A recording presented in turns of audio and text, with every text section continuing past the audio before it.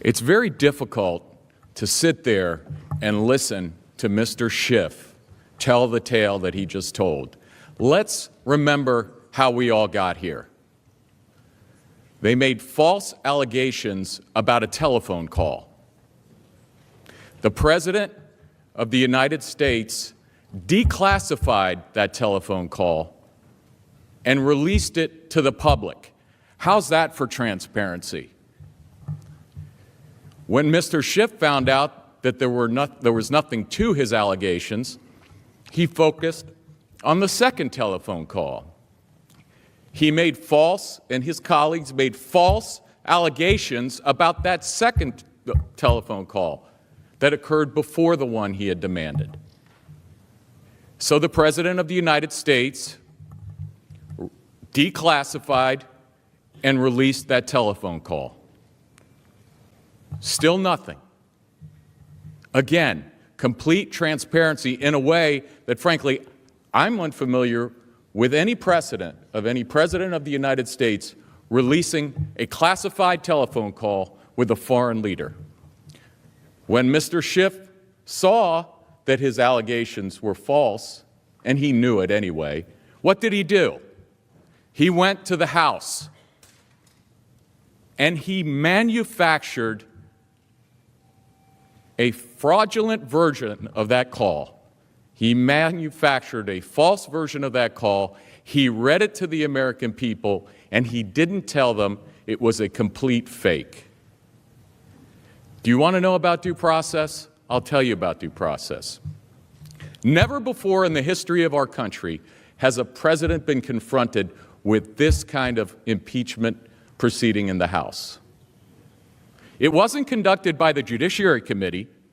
Now, Mr. Nadler, when he applied for that job, told his colleagues when they took over the House that he was really good at impeachment. But what happened was the proceedings took place in a basement of the House of Representatives. The president was forbidden from attending. The president was not allowed to have a lawyer present. In every other impeachment proceeding, the president has been given a minimal due process. Nothing here. Not even Mr. Schiff's Republican colleagues were allowed into the Schiff. Information was selectively leaked out. Witnesses were threatened. Good public servants were told that they would be held in contempt. They were told that they were obstructing. What does Mr. Schiff mean by obstructing? He means that unless you do exactly what he says, regardless of your constitutional rights, then you're obstructing. The president was not allowed to call witnesses. By the way, there's still evidence in the Schiff that we haven't been allowed to see. I wonder why. No witnesses. Now let's think about something else for a second. Let's think about something else. They held these articles for 33 days. We hear all this talk about an overwhelming case that they're not even prepared today to stand up and make an opening argument about.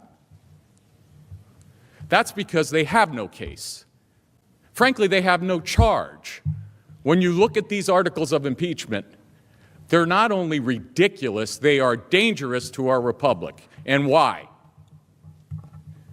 First of all, the notion that invoking your constitutional rights to protect the executive branch, that's been done by just about every president since George Washington, that is obstruction. That is our patriotic duty, Mr. Schiff, particularly when confronted with a wholesale trampling of constitutional rights that I'm unfamiliar with in this country. Frankly, it's the kind of thing that our State Department would criticize if we see it in foreign countries. We've never seen anything like it. And Mr. Schiff said, "Have I got a deal for you? abandon all your constitutional rights, forget about your lawyers, and come in and do exactly what I say. No, thank you. No, thank you. And then he says he has the temerity to come into the Senate and say, we have no use for courts. It's outrageous. Now, let me tell you another story. There's a man named Charlie Kupperman. He is the Deputy National Security Advisor. He is the number 2 to John Bolton. Because you have to remember, Mr. Schiff wants you to forget, but you have to remember how we got here. They threatened him. They sent him a subpoena. Mr. Kupperman did what any American should be allowed to do, used to be allowed to do.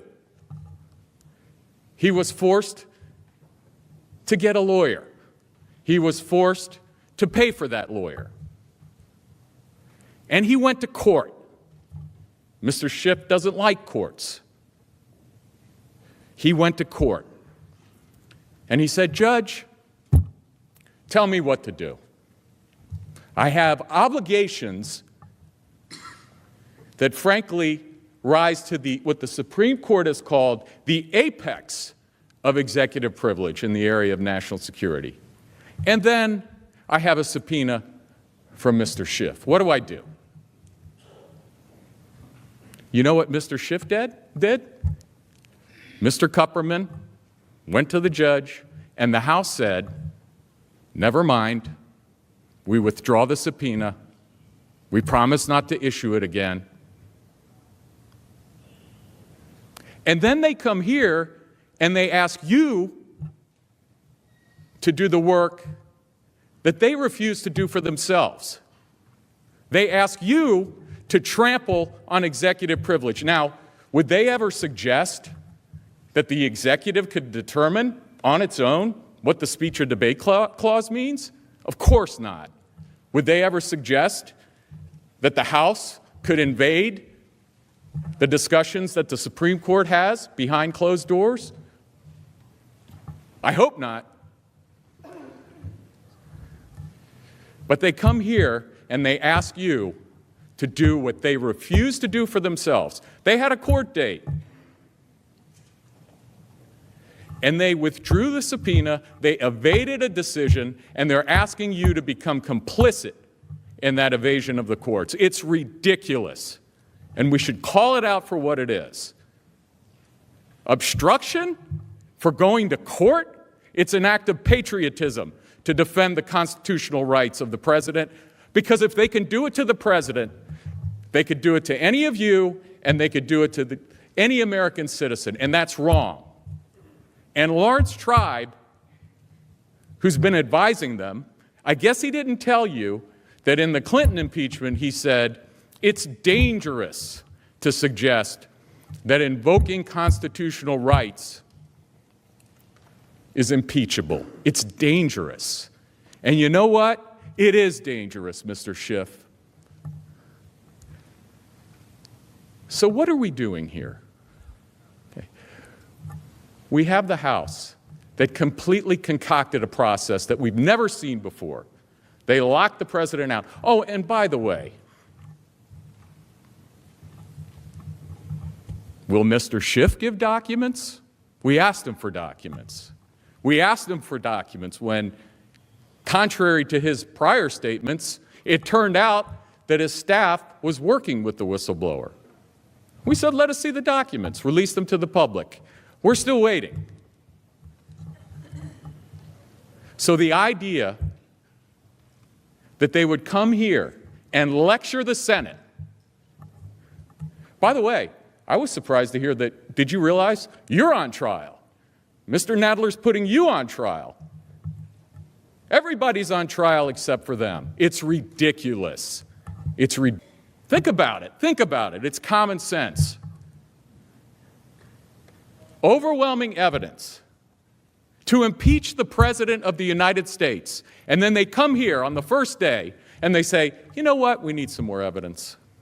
Now let me tell you something. If I showed up in any court in this country and I said, Judge, my case is overwhelming, but I'm not ready to go yet. I need more evidence before I can make my case. I would get thrown out in 2 seconds. And that's exactly what should happen here. That's exactly what should happen here. It's too much to listen to almost. The hypocrisy of the whole thing. And what are the stakes? What are the stakes? There's an election in almost 9 months. Months from now, there's going to be an election. Senators in this body the last time had very wise words. They echoed the words of our founders. A partisan impeachment is like stealing an election. And that's exactly what we have. We have, talk about the framers' worst nightmare. It's a partisan impeachment that they've delivered to your doorstep in an election year. Some of you are upset because you should be in Iowa right now. But instead we're here, and they're not ready to go. And it's outrageous. It's outrageous. And the American people won't stand for it, I'll tell you that right now. They're not here to steal one election, they're here to steal 2 elections. It's buried in the small print of their ridiculous articles of impeachment. They want to remove President Trump from the ballot. They won't tell you that. They don't have the guts to say it directly, but that's exactly what they're here to do. They're asking the Senate to attack one of the most sacred rights we have as Americans, the right to choose our president in an election year. It's never been done before. It shouldn't be done before. Now, the reason it's never been done is because no one ever thought that it would be a good idea for our country, for our children, for our grandchildren, to try to remove a president from a ballot, to deny the American people the right to vote based on a fraudulent investigation conducted in secret with no rights. Well, I could go on, but my point is very simple. It's long past time that we start this so we can end this ridiculous charade and go have an election. Thank you very much.